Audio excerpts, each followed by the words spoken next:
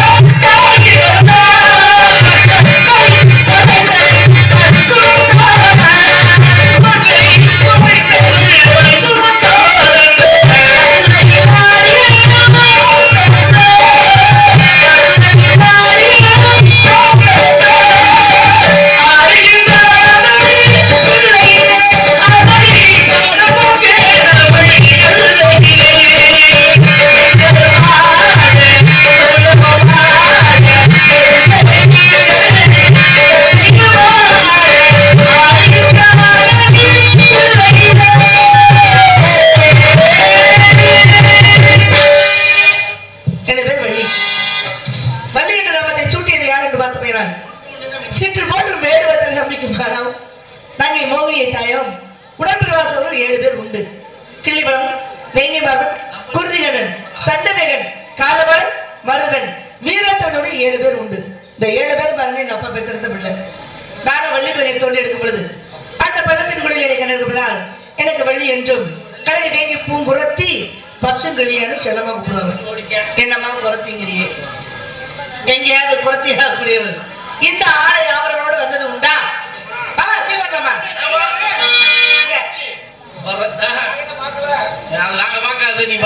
நீங்க வேற ஒரு நாடகம் ஆரம்பிச்சு சிவராத்திரி ஆரம்பிச்சுன்னா மற்றவங்களுக்கு எவ்வளவு செலவு என்னவோ தெரியாது.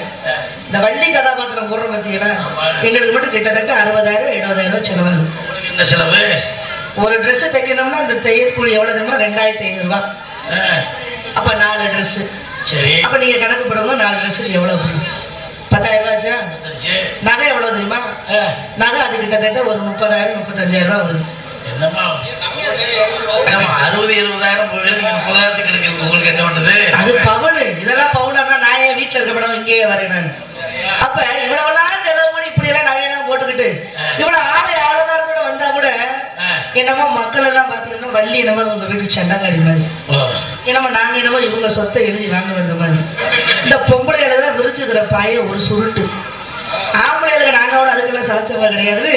போட்டுக்கிற துண்டு அந்த மேடைக்கு முன்னால வந்து ஒரு உதவி, அந்த தூசியெல்லாம் எங்க மூஞ்சில விழுகிற அளவுக்கு நாங்க இதை பார்க்க வந்தோம். கட்டி புடிடா, எப்ப கண்டதை எல்லாம் கட்டி புடிடா அப்படின்னு அந்த காதல் காட்சியை பார்க்கறதுக்காக இருந்தோம். நாங்க பார்த்து முடிச்சுட்டோம், வீட்டுக்கு போறோம், எல்லாரும் கிளம்பி போயிடுவாங்க. அது அந்த வள்ளி பிள்ளைய பாத்தீங்க அப்படின்னா சின்ன பிள்ளையா அப்படி 16 வயசு 17 வயசு பிள்ளையா இருந்ததுன்னா அதை பாக்குறதுக்கு ஒரு கூட்டம் இருப்பாங்க. நான் கேட்கிறேன், நீங்க என்ன கூட்டிகிட்டு போய் குடும்பமா நடத்த போறீங்க? நாடகம் என்பது வள்ளி திருமணம், வள்ளிக்கும் முருகனுக்கும் நடத்தக்கூடிய இந்த திருமணம் ஆகக்கூடிய கதையும் கதை சார்ந்த கதாபாத்திரத்தையும் பாக்குறதுக்கு இப்ப ஆளு யாரும் கிடையாது. அப்படித்தானே? நான் கேட்கிறேன், நயன்தாராவுக்கு என்ன 20 வயசா? அந்த அம்மாவுக்கு 40 வயசை தாண்டி இருந்துச்சு. ஆனாலும் பார்த்தோம் அப்படின்னா நீங்க இருக்கீங்க அந்த பெண் தெய்வங்களா, உங்களை நம்பிதான் நான் உட்கார்ந்துருக்கேன். நானாவது பரவாயில்ல, என்னைய பார்க்க நான் உண்மை முடிக்கல, என்னைய பாக்குறதுக்கு அது இவ்வளவு பேர் உட்கார்ந்து சந்தோஷம் எனக்கு. அப்புறம் என்னமா இந்த ஊர்ல யாரும் எந்திரிச்சு போகாம இப்படி உட்கார்ந்துருக்கீங்கன்னு ஒரு சந்தோஷம். ஆனா சம்போன்னு வரவரை என்னை கட்டிக்க வருது, அம்போன்னு விட்டு அவ்வளவு பேர் வீட்டுக்கு போயிடுவாங்க. அவரே பண்ணி போக மாட்டாங்க. அவரே அதை பத்தி கவலை பண்ண, நான் ஏன் கவலை பண்ணு கேட்கிறீங்களா? கவலை என்பதை விட வருத்தம் என்பது நிறைய அதிகமாக உண்டு. இன்னைக்கு நாமெல்லாம் இங்க ஆயிரமாக என்ன சொல்றோம், ரொம்ப சந்தோஷமாக ஆயாசமாக இந்த இடத்துல உட்கார்ந்து ஒரு நிகழ்ச்சியை பார்த்துக்கிட்டு இருக்கிறோம். ஆனா நம்மளுடைய நாட்டின் எல்லை பகுதியில இப்ப சண்டை நடந்துகிட்டு இருக்கா இல்லையா? பாகிஸ்தானுக்கும் இந்தியாவுக்கும் மிக தீவிரமாக சண்டை நடந்து கொண்டிருக்கிறது. இதுல எத்தனையோ வீர மரணங்கள் ஏற்படுவதற்கு வாய்ப்புகள் இருந்தாலும் கூட நம்மளா இவ்வளவு சந்தோஷமா இருக்கிறோம் அப்படின்னா அங்க இருக்கக்கூடிய ராணுவ வீரர்களுக்காக நம்மள தினமும் ஒரு அனுதினமும் வேண்டிக்கணும் அப்படிங்கிற முறையில கேட்டுக்கொண்டு, ஏன் அப்படின்னா காலம் கலிகாலம், கிரேதா திரேதா துபபர கலியுகம். இந்த வள்ளி திருமண நாடகம் எதற்காக இந்த கலியுகாலத்தில் நடக்கும் என்று சொன்னால், தோஷம் உள்ள ஆண்களாக இருந்தாலும் பெண்களாக இருந்தாலும் இந்த திருமணத்தை பார்த்தார் என்று சொன்னால் அவர்களுக்கு தோஷம் நீங்கும் என்பது ஐதீகமான ஒரு விஷயம். மனிதனுக்கு மனிதனுக்கு நடக்கக்கூடியது திருமணம், அதே ஒரு தெய்வத்துக்கு நடக்கக்கூடிய திருக்கல்யாணம். ஆமா, இன்னைக்கு நடந்ததுன்னா நீ 12 மணி ஆயிடுச்சு, 12 மணிக்கு மேல மறுநாள் தொடங்கி விட்டது. அப்ப 8ஆம் தேதி நேற்றை பார்த்தோம் அப்படின்னா நேற்றைய தினத்துல மீனாட்சி அம்மனுக்கும் சொக்கநாதருக்கும் திருமணம் நடந்து முடிந்தது. அப்ப அதுக்கு பெயர் திருக்கல்யாணம். அப்ப தெய்வத்துக்கு நடக்கக்கூடிய திருக்கல்யாணத்தை கோவில் சென்று பார்த்தாலோ இல்ல இந்த மாதிரி மேடை ஏற்றி அரிதாரம் பூசி உங்கள் முன்னாடி நாங்கள் வந்து அதை மாறி மாற்றி உங்களுக்கு அந்த காட்சியை கொடுத்தாலோ இதை பார்த்தீர்கள் என்று சொன்னால் உங்களுக்கு தோஷம் நீங்கும் என்பது ஐதீகமான விஷயம். ஒரு சிலருக்கு பாத்தீங்கன்னா சுக்கிர திசை என்பது ஜாதக பலபடி இருக்காது. ஆனா இந்த திருமண காட்சியை பார்த்தீர்கள் என்று சொன்னால் உங்களுக்கு சுக்கிர திசை ஆரம்பமாகும் என்பது இந்த கதையினுடைய சாராம்சம். இதெல்லாம் போக தெய்வமே ஜாதி சமயமற்று திருமணம் முடித்துக் கொண்டார் என்பதில் ஒரு கருத்து இதுல உண்டு. அதனால தயவார்ந்து தூங்கினாலும் தூங்குதோ இங்கேயே தூங்கி எந்திரிச்சு விடிய மாலை மாற்றும் பொழுது பார்த்தீங்க அப்படின்னா உங்களுக்கு கோடான கோடி புண்ணியங்கள் கிடைக்கும் என்று சொல்லிக்கொண்டு நான் எதற்காக வந்திருக்கேன் என்று சொன்னால், 5 வயதிலே அரியா பருவத்திலே பிஞ்சு மனதிலே பக்தியாக இருந்தது மெல்ல மெல்ல மாறி அதுவே இன்னைக்கு காதலா வந்து நிக்குது. உலகத்துல 2 விஷயம் தான், ஒண்ணு காசு, இன்னொன்னு காதல். காதல் காதல் காதல் இல்லையே சாதல் சாதல் சாதல். உலகத்துல மனிதனுக்கு காதல் உணர்வு இல்லை என்று சொன்னால் அவன் வாழ்வதே வீணடா என்று சொல்லி வைத்த போதும் இன்னைக்கு காதலான எப்படி இருக்கு தெரியுமா? அடுத்தவருடைய கணவனையும் அடுத்தவருடைய மனைவியும் காதலிக்கக்கூடிய அற்புதமான உணர்வான காதல்களும் என்று சொன்னால் இது கலியுகத்துடைய கூற்று. இதை மாற்ற யாராலும் முடியாது. அப்படி இருக்கின்ற வேளையில இந்த காதலும் போய் காசும் போய் இன்னைக்கு உலகத்துல இரண்டாவதாக என்ன தலை தூக்கி நின்று ஆடிக்கொண்டிருக்கின்ற சொன்னால் ஒண்ணு போதை, இன்னொன்னு காமம். இந்த இரண்டு பாத்தீங்கன்னா இன்னைக்கு உலகத்துல தலைவிரித்து ஆடிக்கொண்டிருக்கின்ற சொன்னால் அழிவை கொஞ்சம் கொஞ்சமாக நெருங்கி கொண்டிருக்கும் என்பதுல எந்த விதமான மாற்றமும் கிடையாது. ஏன்னா கலியுகம் என்று சொன்னாலே கலியுகத்துடைய பொருள் என்ன தெரியுமா? அது அழியுகம், அழியக்கூடிய யுகம் இந்த யுகமாகக்கூடியது. அதனால இன்னும் எவ்வளவோ விஷயங்களை நாம் கேட்டு தெரிந்து இன்றை நடைமுறைக்கு வாழ்ந்து கொண்டிருந்தாலும் கூட இன்னும் நாம் தெரிந்து கொண்ட விஷயங்கள் ஏராளமாக உண்டு என்ற போதிலும் கூட நான் இங்கே வந்திருப்பது எம்பெருமான் முருகனைத்தான் முருகனைத்தான் முருகனைத்தான் அவரை தான் இன்னைக்கு கல்யாணம் பண்ணணும்னு வந்திருக்கிறேன். ஏமா இப்பதான் இந்த கலியுகத்துல அடுத்தவன் பொண்டாட்டிய பாக்குறது தப்பு, அடுத்தவன் புருஷனை பாக்குறது தப்புன்னு சொன்னியே, நீ ஏன் அடுத்தவன் புருஷனை தேடித்தானே அந்த இடத்துக்கு வந்திருக்கிற அப்படின்னு உங்க மனதிற்குள்ள எல்லாம் ஒரு கேள்விகள் வந்தாலும் கூட ஆதியிலே கொடுத்த வாக்கு பாதியிலே நின்றுவிடக் கூடாது என்பதற்காக நான் முருகனை திருமணம் செய்ய வேண்டும் எண்ணிய பொழுது எனக்கு வயது 12 இருந்தது, அவருக்கு வயது 8 இருந்தது. இது சரியான வயது அல்ல. சரியான வயது வரும் பொழுது உன்னை திருமணம் செய்து கொள்கிறேன் சொல்லி எனக்கு சத்தியம் பண்ணி கொடுத்துட்டு போனார். அந்த சத்தியத்தை நம்பி நான் அவருக்காக காத்திருக்கின்ற வேளையிலே அங்கே சூரபத்மனை 2 கோள்களாக பிறந்த பொழுது அவருக்கு இந்த நாளக்கூடிய பரிசாக தெய்வ யானையை கொடுத்தார் என்ற உடனே பொம்பளை பிள்ளை தானே, ஆம்பளை புத்தி அவசர புத்தி, ஒரு பிள்ளை சத்தியம் பண்ணி கொடுத்தோமே, அந்த பிள்ளை நமக்காக காத்துக்கிட்டு இருக்கிறோமே அப்படிங்கிற எண்ணமெல்லாம் இல்லாது அந்த பெண்ணை திருமணம் செய்து கொண்டார் திருப்பரங்குன்றத்திலே. நான் விடுவேனா? எவ்வளவு ஈரமாக அவருக்காக காத்துக் கொண்டிருக்கிறேன். அதனால எனக்கு கணவராக கூடியவர் இன்னொரு பெண்ணிடம் கணவராக இருந்தாலும் கூட பரவாயில்லை, நான் மனசுல அவரை நினைச்சிட்டேன், வாழ்ந்தாலும் அவரோடுதான் மாண்டாலும் அவரோடுதான் என்பது போல அவருக்காக காத்துக் கொண்டிருக்கின்ற வேலையில எப்படி தெரியுமா இருக்கிறேன் இருக்கேன் ஒரு மாதிரி.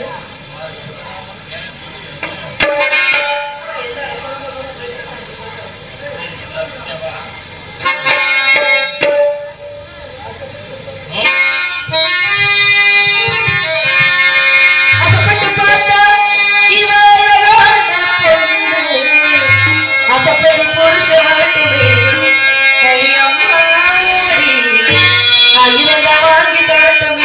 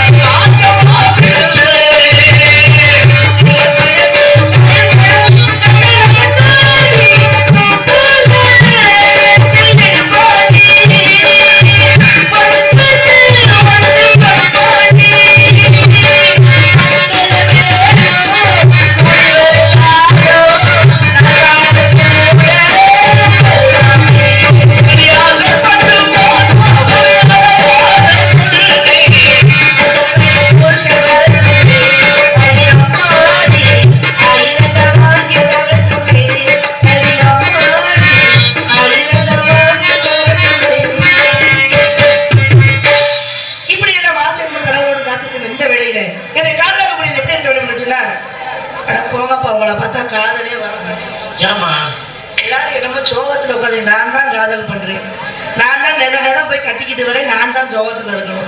நீங்க ஏன் இப்படி ஊருக்கு வரிகாசை வாங்கி தேவையில்லாம இந்த நாடகத்தை வச்சுக்கிட்டாலும் எல்லாரும் உட்காந்துருக்கிறீங்களோ?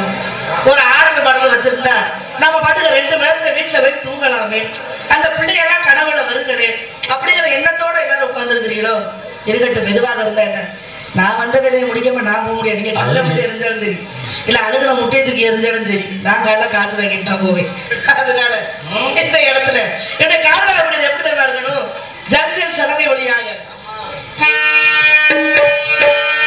ஜல் ஜல் ஜல் என் சலங்கை ஒளி சல சல சலவிலும் சாலை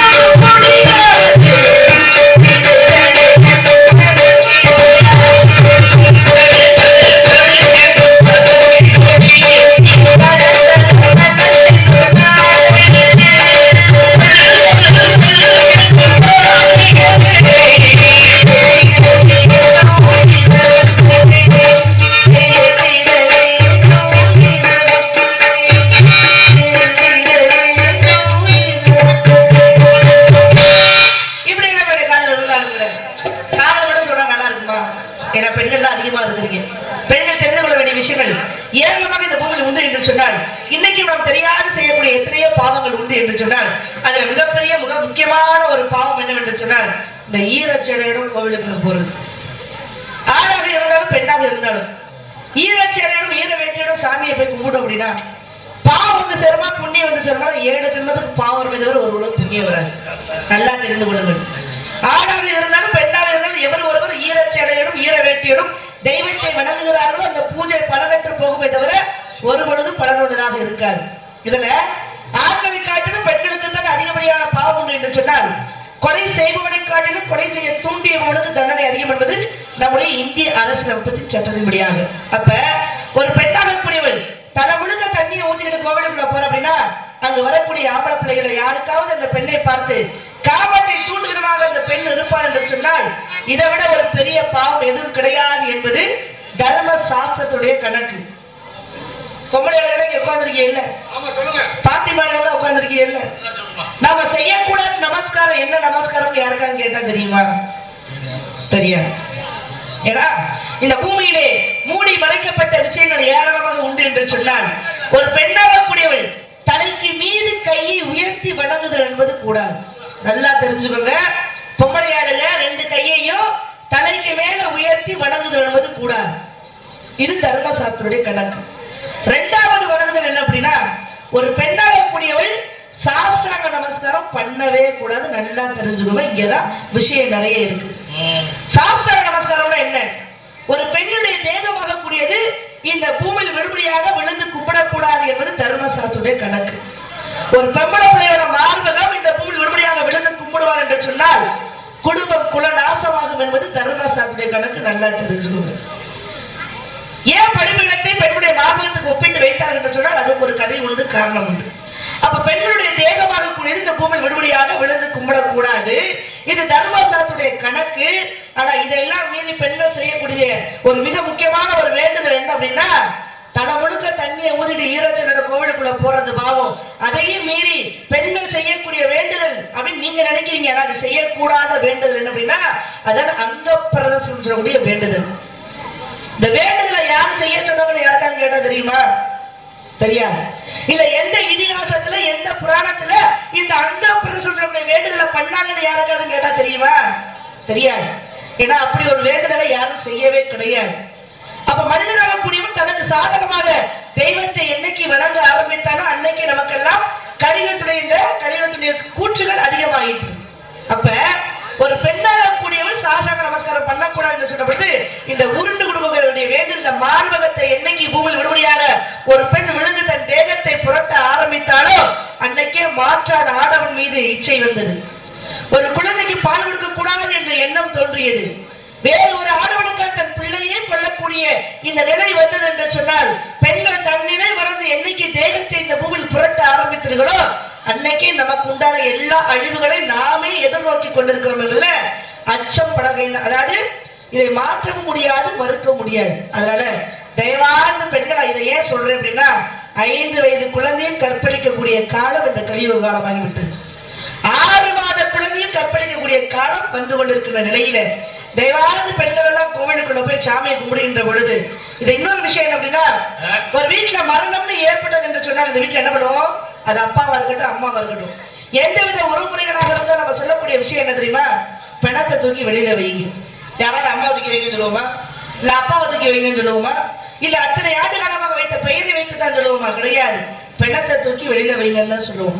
ஏனென்று சொன்னால் இந்த உடலிலே உயிரற்று போனது என்று சொன்னால் இது சமமாகி விடுகிறது. இந்த உடலுக்கு எந்த விதமான மரியாதையும் கிடையாது. அதை பிணம் என்று சொல்லி பெயர் வைத்து விடுகிறோம்.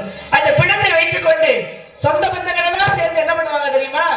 நீர்மாலை எடுத்துக்கிட்டு வந்து அந்த பிணத்தை குளிப்பாற்றி அந்த பிணத்துக்கு செய்யக்கூடிய சம்பர சங்கியங்களை செய்வாங்கல்ல. அப்ப ஈரச்சடம் ஈர வேட்டியோட யாரை சுத்தி வராங்க? பிணத்தை சுற்றி வரக்கூடிய நாம தெய்வத்தை சுற்றி வரலாமானா கண்டிப்பான முறையில் சுற்றி வரக்கூடாது அப்படிங்கிற ஒரு விஷயத்தை ஏன் இந்த இடத்துல பதிவிடுகிறோம் என்று சொன்னால் இந்த இடத்துல இனி வரக்கூடிய காலம் மிக மிக மிக மோசமான காலநிலையில நாம் சூழ்ந்து கொண்டிருக்கின்றோம். அப்படி இருக்கின்ற வேளையில வரக்கூடிய பெண் பிள்ளைகளை பாதுகாக்க வேண்டும் என்று சொன்னால் என்னைக்கு ராத்திரியில போற நைட்டிய பொம்மளையாளுங்க நம்ம எல்லாம் பகல்ல போட்டு பகட்ட ஆரம்பிச்சோம். அன்னைக்கே பெண்களுக்கு பாதுகாப்பற்ற வந்துவிட்டது. இதை மாற்றவும் முடியாது, மறுக்கவும் முடியாது. நாகரீகம் என்று சொல்லக்கூடிய நாகரீகத்தின் மோகத்தின் வழியாக பெண்களெல்லாம் என்னைக்கு மூழ்க உள்ள போய் சேர்ந்தாங்களோ அன்னைக்கே நமக்கு மோசமான நிலை வந்துவிட்டது என்று சொன்னால் இதை மாற்றவும் முடியாது, மறுக்கவும் முடியாது. ஆம்பளைகள் ஒண்ணு இதுக்கு வித்திட்ட விளக்கல்ல. கோவில்ல போய் சண்டிகேசன் கையை தட்ட சொன்னாங்க. கையை தட்ட சொன்னாங்களா இல்ல கையை உரச சொன்னாங்களா? அங்கதான் விஷயம் இருக்கு. நம்ம ஆளுங்க சாமிக்கே செவிட்டு பட்டு கட்டினாங்க. சண்டிகேசனுக்கு காது கேட்காது, அதனால போய் கையை தட்டுறேன் அப்படின்னு. கை தட்டுவது பாவத்திற்குரிய செய்யும். சண்டிகேசன் யாருமே கையை தட்டிடாது. ஏன்னா அவர் தவக்கோலத்தில் இருக்கக்கூடியவர். அப்படி கையை தட்டிங்க அவர் தவத்தை கழித்ததுக்கு சமமாகிவிடும், நம்ம சாபத்துக்கு உள்ளாகும். அதனால கையை போய் யாரும் கட்டாதீங்க. சண்டிகேஸ்வரரை போய் பார்த்துக்கிட்டு சொன்னா கை 2 கையில உரச வேண்டும். எதற்காக இந்த 2 கைகளை உரச சொன்னாங்க என்று சொன்னால், சிவன் சொத்து குலநாசம் என்பது பொருள் சொல்லுவாங்க. சிவன் சொத்து குலநாசம் என்பது பொருள். அப்ப சிவன் சொத்தை எடுத்துட்டு போனோம்னா நம்ம குலநாசம் ஆயிருமா? அது வல்ல. சிவனுடைய ஒரு விபூதி எடுத்துட்டு போனா சிவன் நம்ம குலத்தை அழிச்சிருவாரா? அதுவும் கிடையாது. சிவன் சொத்து குலநாசம் என்பது சிவனுடைய சொத்து யார் தெரியுமா? சிவ பக்தர்கள் தான் சிவன் சொத்தாக கூடியது. அப்ப சிவனடியார்களையோ சிவபக்தர்களோ யாரால் நிந்தித்தார்கள் என்று சொன்னால், அவர்களை ஏளனமாக பார்த்து பேசினார்கள் என்று சொன்னால், அவர்களை கேலி கிண்டல் எவராக செய்தார் என்று சொன்னால், அவர்களுடைய குல நாசமாகும் என்பதால் சிவன் சொத்து குலநாசம் என்பது பொருள். அப்ப இந்த சண்டிகேஸ்வரனுடைய ஏன் இந்த கை 2 உரசுகிறோம் என்று சொன்னால், ஒரு ஆலயத்திற்கு போனோம்னாலே பாத்தீங்கன்னா இயற்கையாகவே குளிர்ச்சிகரமாக நம்முடைய உடலாக கூடியது மிக மிக குளிர்ச்சிகரமாக ஆகிவிடும். அப்ப தட்பவெப்பநிலை சீராக இருக்க வேண்டும் என்று சொன்னால், அந்த சண்டிகேஸ்வரன் 2 கையை உரசணும் அப்படின்னா மீண்டும் நம்முடைய ரத்த ஓட்டமாக கூடிய தட்பவெப்பநிலைக்கு சீராக அமையும்ன்றதுனாலதான் அந்த சண்டிகேஸ்வரன் முன்னாடி போய் இப்படி அறிவியல் ரீதியாக 2 கைகளை உரச சொன்னாங்க. இன்னைக்கு நம்ம பிள்ளைகள்லாம் 10 வயசு 15 வயசுல எதையோ ஒண்ணு கொட்டுதுங்க, கொட்டி மாங்குன்னு இப்படி தேய்ச்சி உரசுதுங்க. உரசி உடலுக்கு அது ஆரோக்கிய கேடு என்றாலும் சொன்னாலும் கூட அதெல்லாம் நாங்க எங்க போறோம்? நாங்க பிறந்திருக்கிறது கலியுகத்துல. பாத்தீங்கன்னா 2K கிட்ஸ் அப்படின்னு அவங்க பிள்ளைகளுக்கு ஒரு பேரு வேறு. அதனால நாங்க நல்லதெல்லாம் கேட்க மாட்டோம், நல்லதையெல்லாம் பேச மாட்டோம், நல்லதையெல்லாம் சொல்ல மாட்டோம் என்று கங்கணம் கட்டி பிறந்ததோடு இந்த கலியுகத்திலே கூற்று இன்னும் எவ்வளவு அபரீதமாக வந்து கொண்டிருக்கின்ற சொன்னால், இதுல எல்லாம் நாம் மீண்டு வர வேண்டும் என்ற ஒரு நல்ல நோக்கத்தோடு இந்த இடத்தை பதிவிட்டேனே தவிர எனக்கு எந்த விதமான உள்நோக்கம் கிடையாது என்று சொல்லிக்கொண்டு இந்த இடத்துல இன்னும் என்னுடைய காதலை சொல்ல வேண்டும் என்று சொன்னா, ஒரு பொம்பளை பிள்ளை காதல் வந்து எப்படி தெரியுமா வச்சிருப்பா? காதல் வந்தது கண்ணியின் உள்ளம், காதலை யாருக்கும் சொல்வதில்லை, புத்தக மூடிய மயிலினதாக புத்தியில் மறைப்பாய் தெரிவதில்லை, நெஞ்சில் போல் நெஞ்சில் செல்வாயோ அவளோடில்லை, சென்றால் வரமாட்டாய் அதுதான் பெருமாடு, தன்னன்னாதலும்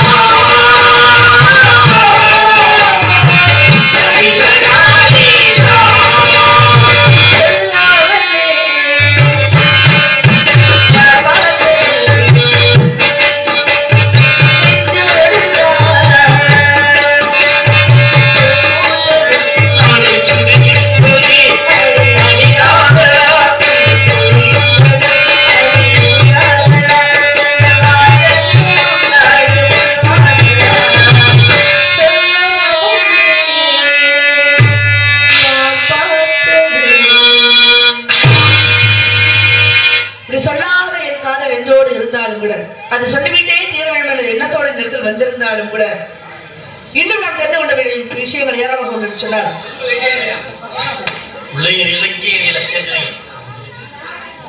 21 நூல்களை எடுத்து மஞ்சளை தடவி மாங்கல்யத்தை பூட்ட வேண்டும் என்று சொல்லி நம்முடைய முன்னோர்கள் சொன்னார்கள் என்று சொன்னால், நம்முடைய மூதாதையர்கள் ஒவ்வொரு விஷயத்தையும் நமக்கு அழகாக அற்புதமாக கத்துக் கொடுத்துட்டு போயிருக்காங்கன்னு தான் சொல்லணும். காரணம் என்று சொன்னால், ஏன் மெனக்கட்டு இந்த 21 நூலை எடுத்து மஞ்சளை தடவி ஏன் ஒரு பொம்பளை பிள்ளைக்கு தாலியை கட்டணும்? ஏன் எத்தனையோ வித வண்ணக்கயிறுகள் இருக்குது இல்லையா, அதை கட்டிட்டு போடாமே. ஏன் இந்த மஞ்சளை தடவி 21 நூல்களை எடுத்து மாங்கல்யத்தை பூட்ட வேண்டும் என்று சொன்னால், அங்கேதான் மிக மிக அரிதான பல விஷயங்கள் அது உள்ளடங்கி இருக்கிறது. காரணம் என்று சொன்னால், மஞ்சள் என்பது மங்களகரமான ஒரு காரியம் என்று சொன்னாலும் கூட, இந்த மஞ்சளாக கூடியது கிருமி நாசி. இதை அறிந்த முன்னோர்கள் என்ன பண்ணாங்க அப்படின்னா, தன்னை காட்டும் தன்னை சுற்றி இருப்பவர்களுக்கு பாதுகாப்பு பெட்டகமாக இந்த மஞ்சள் கயிறாக கூடியது இருக்க வேண்டும் என்பதற்காக இந்த மஞ்சளை மாங்கமாக அந்த காலத்துல பாட்டி மகள் என்ன பண்ணுவாங்க, உரசி அந்த மஞ்சள் கயிற்றை மங்க விடாது பார்ப்பாங்க. ஏனென்றால் தன் கணவனாக கூடிய நீடூடி வாழ வேண்டும் என்ற எண்ணத்தோடும் அந்த மஞ்சளை சுவாசிக்க சுவாசிக்க அந்த ஆடவனாக கூடியவனுக்கு ஆண்மை வீரியம் அதிகமாகி குழந்தை விருத்தி அடைவதற்கு அந்த மஞ்சள் கயிறும் ஒரு காரணமாக இருந்தது.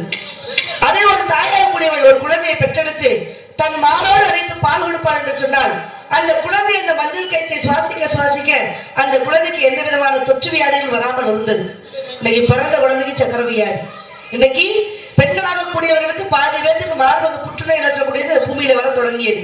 இந்த கலாச்சாரம் நாம் உண்ணக்கூடிய உணவினுடைய பழக்க வழக்கங்களும் நம்முடைய கலாச்சாரத்தை மீறி என்னைக்கு தங்க செயின தாலியை கட்டி தொங்க விட்டோமோ அன்னைக்கு நம்முடைய தரம் குறைந்தது என்பதை யாரும் மறுக்க வேண்டாம், மாற்ற வேண்டாம். நீங்க எவ்வளவு வரதட்சணை வேணாலும் வாங்குங்க, வாங்காதீங்க சொன்னா யாரும் கேட்க போறது கிடையாது. ஆனால் தான் கட்டக்கூடிய மஞ்சள் கயிறு கடைசி வரைக்கும் கழுத்திலே இருக்க வேண்டும் என்று சொல்லி ஒரு சத்திய பிரமாணத்தை செய்து கொண்டு அந்த மஞ்சள் கயிற்று தாலியை கட்டி கொண்டேன் என்று சொன்னால், இதை விட ஒரு பெரிய பாக்கியம் எதுவுமே இந்த பூமியில் கிடையாது என்பதை இதன் மூலமாக தெரிஞ்சுக்கணும். ஏன் அப்படின்னா, அது மிக மிக அற்புதமான. இன்னைக்கு 30 வயசுல மாரடைப்பு நோய் வருது ஆண்களுக்கு. காரணம் என்ன தெரியுமா? சக்கரை வியாதி என்பது நம்ம நாட்டில் கிடையவே கிடையாது. வெள்ளைக்காரனால ஊடுருவிக்கப்பட்டது இந்த சக்கரை நோய் எல்லாம். என்னைக்கு சோத்த திங்காம சோறு சாப்பிட்டா நமக்கு சக்கரை வியாதி வரும்னு சொன்னதெல்லாம் பொய், நல்லா தெரிஞ்சுக்கோங்க. ஒவ்வொரு அரிசிக்கும் ஒவ்வொரு விதமான சத்துக்கள் உண்டு. அந்த காலத்துல அன்னைக்கெல்லாம் சோத்தத்தான் சாப்பிட்டாங்க, சப்பாத்தி யாரும் சாப்பிட கிடையாது. அப்ப எல்லாமே ஊடுருவியலாக நம்முடைய நாட்டிற்குள்ளே வந்து கொண்டு எல்லாத்தையும் மாற்றி அமைக்கப்பட்ட ஒரு விஷயமாக இருக்கக்கூடியது. அப்ப மனிதனாக கூட சிந்தித்து செயல்பட வேண்டும் என்று சொன்னால், மனிதனாக கூட எதை சிந்திக்க வேண்டும், எதை செயல்படுத்த வேண்டும். எங்கேயாவது பொம்பளைகளுக்கு மாரடைப்பு நோய் வந்திருக்கிற யாரும் கேள்விப்பட்டிருக்கீங்களா? கிடையாது, வராது, வந்திருக்காது. ஏனென்று சொன்னால், பெண்கள் அணியக்கூடிய வரையிலிருந்து வைக்கக்கூடிய பொட்டுல இருந்து காலில் போடுற மிஞ்சில இருந்து காலில் போடுற கொலுசுல இருந்து கழுத்துல போடுற தாலில இருந்து ஒவ்வொன்றும் பெண்ணுக்கு பாதுகாப்பு பெட்டகமாக ஒரு ஆடவனாக கூட நமக்கு எல்லாத்தையும் பழக்கி வைத்துக் கொண்டு சென்றார்கள். இந்த எல்லாத்தையும் மறந்துட்டோம். பொட்டு வைக்கிறது கிடையாது, குங்குமத்துல பொட்டு வைக்கிறவா கிடையாது, ஸ்டிக்கர் போட்டு வைக்க ஆரம்பிச்சிட்டோம். அதே போல கையில கண்ணாடி வளையல் விடுபடியாக எதற்கு 7 மாசத்துல வளகாப்பு போட்டு ஏன் கண்ணாடி வளையல் போடுறாங்க? முன்னோர்கள் எல்லாம் அவ்வளவு அறிவாளிகள், அவ்வளவு ஞானிகள். அதனால ஒவ்வொரு விஷயத்தையும் அவ்வளவு அழகா நமக்கு சொல்லி வச்சுட்டு போனாங்க. இன்னைக்கு நம்மளாம் கலர் கலரா இந்த மாதிரி வளையல்ல போட்டு நம்மளாம் என்ன பண்றோம், நாகரிகத்தில் உள்ள நம்மளாம் போய் சிக்கி தவிச்சுக்கிட்டு இருக்கிறோம். காரணம், இந்த தவிப்பில் இருந்தாலும் நாம் மீண்டு வர வேண்டும் என்று சொன்னால் மறுபடியும் நம்முடைய கலாச்சாரத்தை பின்பற்ற வேண்டும் என்று உங்களிடம் கையிருந்தவர்களையும் கூப்பி உங்களிடம் கேட்டுக்கொண்டு இந்த இடத்துல இன்னும் நம்முடைய காதலை சொல்ல வேண்டும் என்று சொன்னால், எல்லாரும் சாமியை வரம் கேட்பாங்க. நம்ம சாமியவே வரமா கேட்கறதுனால, ஆமா ஏன் கேட்டீங்க அப்படின்னா, இன்னைக்கு புதுசா வியாதி வருது. என்னென்ன வியாதி வருது யாருக்கும் கண்டுபிடிக்க முடியல. இன்னொரு பொட்டு வைக்க சொன்னாங்க. ஒரு கணவன் இறந்தால் பொட்டை எடுக்க சொன்னாங்க. அது எந்த பொட்டு? இவ்வளவு பேர் இருக்கீங்களா பெரியவங்க, எந்த பொட்டை எடுக்க சொன்னாங்க? யாருக்கா தெரியுமா? தெரியாது. ஏன்னா பல விஷயங்களை தெரியாமலே இந்த பூமியில நம்ம வாழ்ந்து கொண்டிருக்கோம் சொன்னால் அதை தெரியப்படுத்த வேண்டும் என்ற உள்நோக்கத்தோடு இந்த இடத்துக்கு வந்திருக்கிறேன். இந்த பொட்டு வைக்க கூட சொன்னாங்க பார்த்தீங்களா, அது எந்த பொட்டு? உச்சி வகையில் வைக்கிற பார்த்தீங்களா பொட்டு. இந்த பொட்டை தான் கணவன் இருந்தால் எடுக்க சொன்னாங்க முன்னோர்கள் ஆகக்கூடியவங்க. ஏன் இந்த உச்சி பொட்டு ஏன் வைக்கிறோம்? திருமணமான உடனேயே இந்த வகன் எடுத்து உச்சி 2 இடத்துல இதுல வந்து 2 விதம் சொல்லுவாங்க. ஒண்ணு பிறந்த வீடு, இன்னொன்னு புகுந்த வீடு. இது ஆன்மீக ரீதியான ஒரு விஷயம். இந்த 2 வீட்டையும் அந்த பெண்ணாக கூடியவள் நேர் நிறுத்தி சமமாக செல்ல வேண்டும் அப்படிங்கிறதுக்காகத்தான் இந்த 2 கோடுகளுக்கு இடையில இந்த குங்குமத்தை வைக்கிறான் என்பது இது ஆன்மீக ரீதியான ஒரு கருத்து. அறிவியல் ரீதியா என்ன விஷயம் தெரியுமா? இந்த 2 உச்சிக்கு நடுவுல தான் பாத்தீங்கன்னா ஒரு பெண்ணுடைய காமத்தை தூண்டக்கூடிய நரம்பு இங்கதான் செயல்படுது. எப்படி ஒரு பெண்ணுடைய காமத்தை தூண்டக்கூடிய நரம்பிடம் இங்கே செல்லக்கூடியது. இந்த உணர்ச்சி அதிகமாகி இல்லற வாழ்க்கையில் ஈடுபடுவதற்கு இந்த குங்குமம் ஒரு உறுதுணையாக இருக்கிறதுனாலதான் கல்யாணம் ஆன உடனே இந்த உச்சி வகுட்டுல பொட்டு வைக்க சொன்னாங்க. அப்ப கணவன் இருந்தால் இந்த உச்சி வகுட்டுல பொட்டு வைக்க கூடாது. ஏன்னா கணவன் இருந்த பிறகு ஒரு பெண்ணுக்கு காம உணர்ச்சி என்பது வரக்கூடாது என்பதனாலதான் இந்த மல்லிகை பூ என்று சொல்லக்கூடிய இந்த மல்லிகை பூனை நறுமணமாகக்கூடியது ஒரு ஆடவனுக்கு காம உணர்ச்சியை தூண்டக்கூடிய அந்த விதம் இந்த மல்லிகை பூல இருக்கிறதுனாலதான் இந்த மல்லிகை பூவையும் உச்சி வகையில் இருக்கக்கூடிய பொட்டை எடுக்க சொன்னாங்களே தவிர நெற்றில் வைக்கக்கூடிய பொட்டை யாரும் எடுக்க சொல்ல கிடையாது. இப்படி எல்லாம் பல விஷயங்கள் இருந்தாலும் கூட சாமி கிட்ட சொல்லி